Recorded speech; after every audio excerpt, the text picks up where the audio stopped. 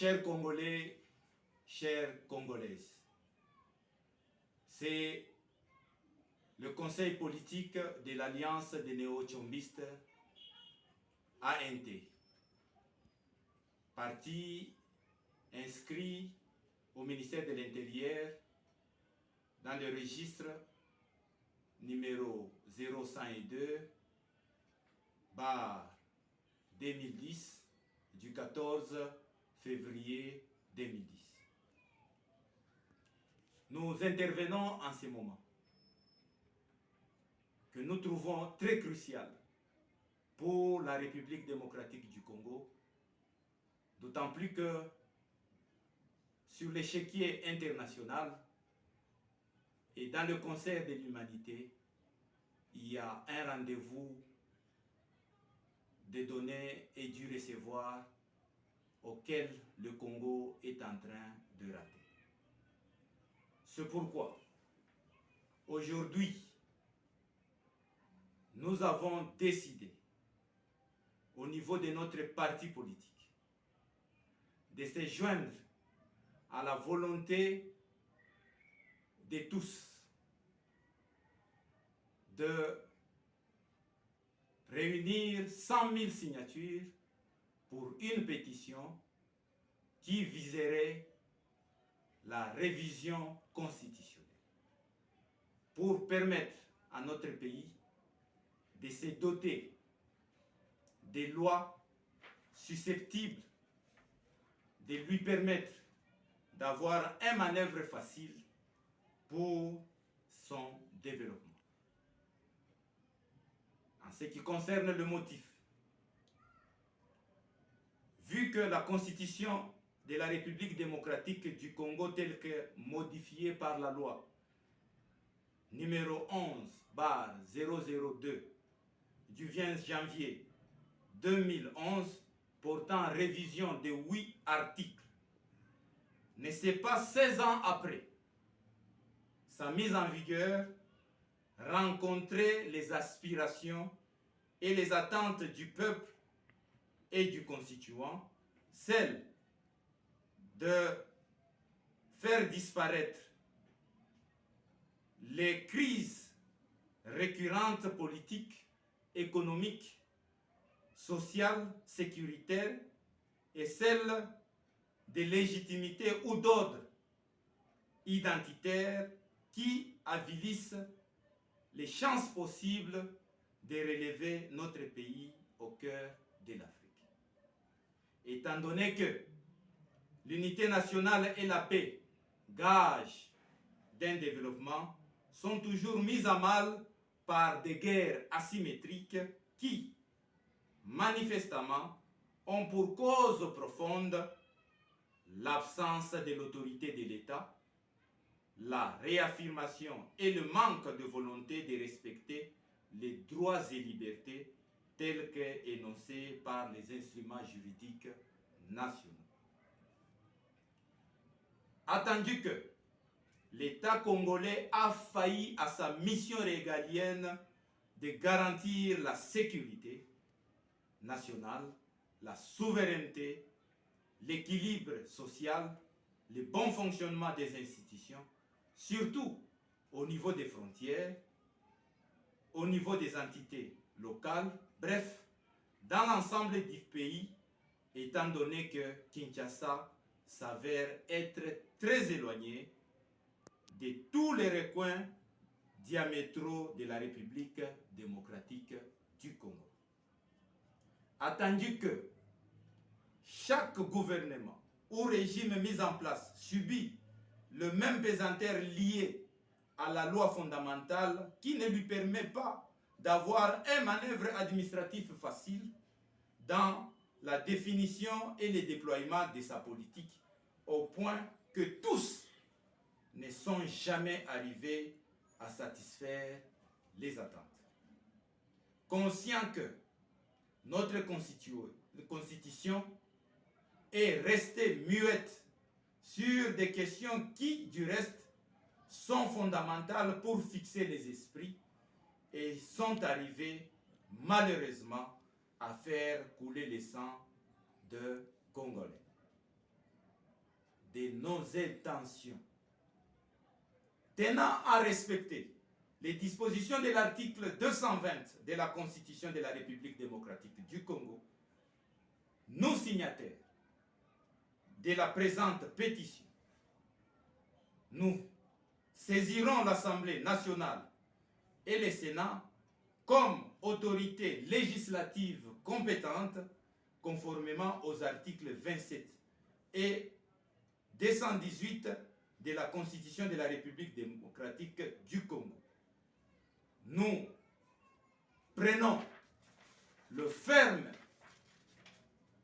engagement, après avoir révisité article par article de notre loi fondamentale et ainsi que de l'avoir évalué 16 ans après, de juger à arriver à la modification et à la révision de certaines dispositions de cette dernière afin de les adapter aux circonstances politiques, sociales, économiques, culturelles inhérentes, lesquelles tiendront compte des aspirations des vulnérables, des dimensions du pays selon la progression arithmétique et géométrique, de sa position géostratégique dans le monde, de ses capacités en ressources sur chaque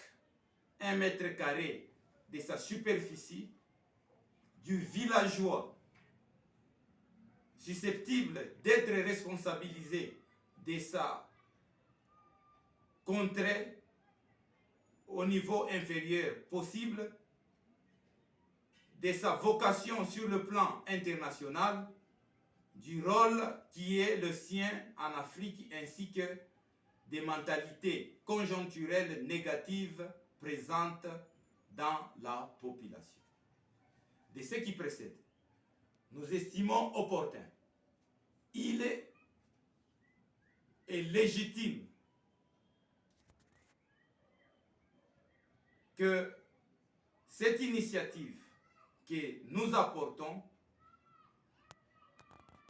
aura un contenu qui augurerait certaines innovations, des tailles, des réformes susceptibles de traduire la rupture avec un système qui a longtemps laissé les têtes des Congolais courbées. Nous proposons à l'Assemblée de s'y atteler déjà afin que la première législature de 2024 soit consacrée à cette révision constitutionnelle. Au demeurant, la présente révision est portée sur 15 articles. 3 articles à mettre ensemble, 7 articles à élaguer, 14 articles à simplifier pour la bonne lecture selon l'esprit du constituant, 13 articles à rectifier selon qu'il était sujet d'incompréhension et de conflits dans leur interprétation arrivant au sang. Outre notre crainte de toucher à l'article 220 qui, subjectivement, risquerait d'hypothéquer une éventuelle adaptation conjoncturelle qui s'avérerait inéluctable pour le bien du peuple congolais. Deux objectifs poursuivis par cette révision constitutionnelle. Cette révision constitutionnelle a pour objectif suivant: de redéfinir les dispositions qui sont sujets de retarder les résultats d'un développement intégral, durable et rapide tel que attendu par le peuple congolais en général et les constituants en particulier.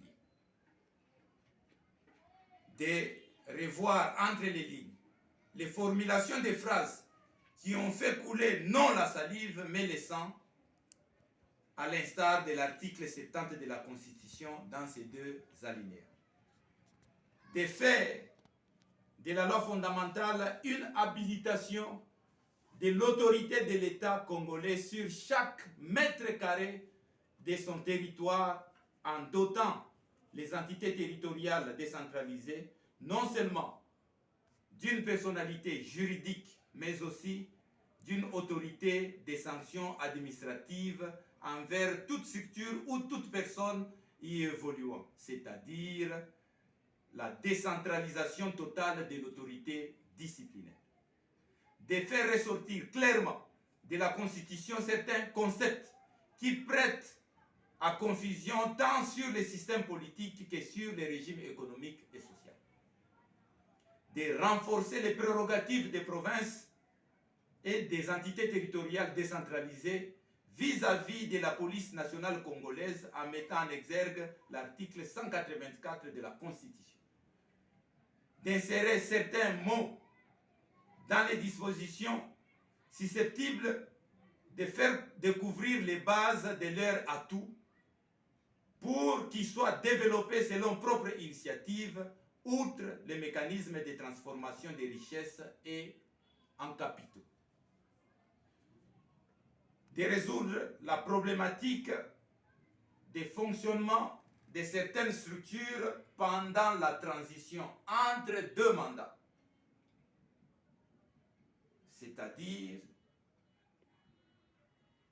résoudre la question qui favorise les glissements qui est objet de toute crise d'illégitimité. De glisser entre les lignes les dispositions qui vont soustraire certaines redevabilités administratives ou politiques, selon que celui qui est nommé ne peut qu'être redevable à celui qui les nomme.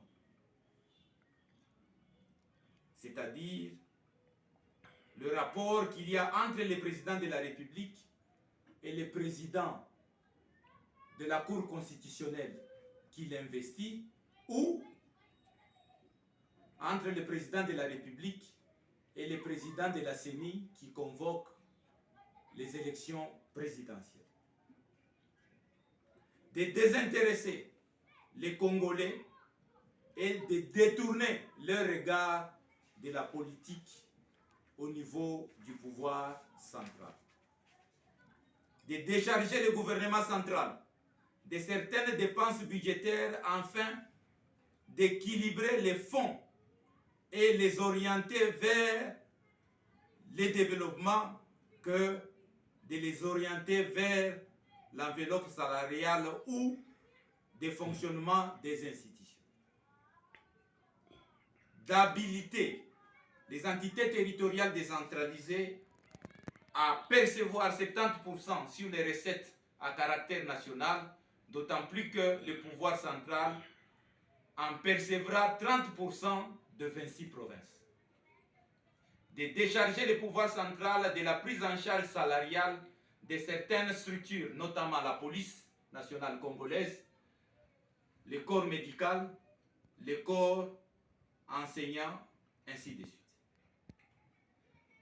D'échoir le pouvoir central à s'occuper seulement des institutions de souveraineté nationale, de la promotion du nationalisme et de la citoyenneté, outre de jouer à l'équilibre institutionnel. De revoir les dispositions qui disent les mêmes choses. De doter à l'article 220 un caractère procédurier que celui de verrouiller certains articles de la Constitution.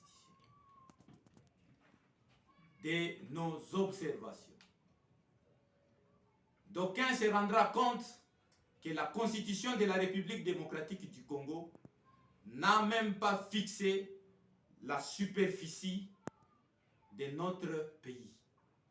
C'est pourquoi nous nous adressons à ceux qui entretiennent certaines confusions, surtout entre les concepts nationalisme, unitarisme, fédéralisme.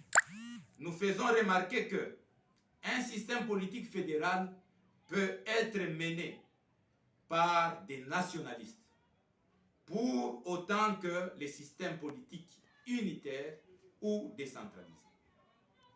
Nous condamnons avec la dernière énergie que le fédéralisme soit compris pour synonyme de séparatisme, de régionalisme ou une brèche favorable à la balkanisation du pays, d'autant plus que l'indépendance d'un contrée s'avouant autonome est fonction d'une décision du Conseil des Nations Unies et non de la volonté sécessionniste unilatérale.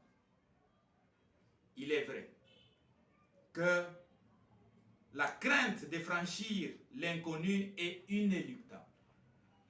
Et pourtant, depuis 1960, nous avons plusieurs fois douté de nous engager dans le fédéralisme.